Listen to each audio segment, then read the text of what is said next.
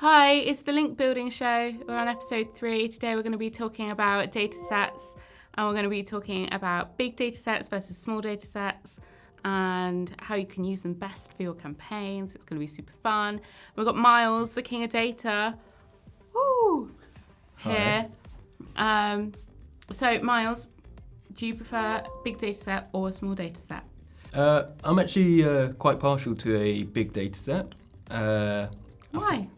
I just find that it might look quite intimidating with the large numbers and a lot of them, but you realise that there's so many different angles and campaigns you can get out of all the data.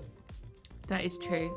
Do you think that there's a particular type of campaign that works best for bigger data sets? I would say regional stuff. So, say for America, if you've got all 50 states, it would be a lot easier to then split that into their own regions. So like Southeast with like Florida, Georgia, or like the Pacific states. Very easy to sort all that out with some Excel formulas. That I don't know. If I'm thinking of your campaigns, I genuinely think some of our regional American-based ones that have, it's kind of like superlative based, so like the calmest place or the happiest place or something, where you have to create a whole index and then times that by 50 or even more, depending on if you're doing the 50 states or more cities, and then do a whole index with so many various bits of data that you then have to do a 10-point scale. I won't lie, I've never done one. I refuse to do it out of principle because it scares me. But that's the whole point of data, isn't it? Yeah. So, talking about small data sets, they're my favourite personally. I like a good Google Trends bit of data. Love a good Google search data. I love an Instagrammable piece where you just count the hashtags one by one. No, I'm joking. There are easier ways to do it. What would be your best advice for if you're starting out and you've never done data before? What do you think is like kind of the easiest option for data for digital PR? I would say like the smaller ones, like Google search data, because you get like an average monthly and you're able to learn some Excel formulas, like some even just basics of Excel itself, of how it works, and then once you've got a bit more familiar with all of that, able to move on, add a little bit extra to your data and work your way up to the big, nearly gigabyte-sized Excel data sets. Do you?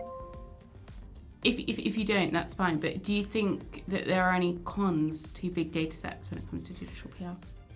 They do take a lot of time. Yeah. Because you have to filter through, see what you actually want from the data, because you might have a lot of pointless stuff that doesn't really come into your campaign or fit what you're looking for.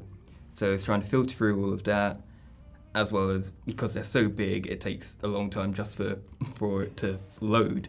And if you don't have the fastest of computers, but having fast computers definitely helps that. They just take a lot of time, as well as if it doesn't get pick up, it feels like a big waste of time, but you realise you can have a look back at that data and re-angle it, or see if there's any other trends.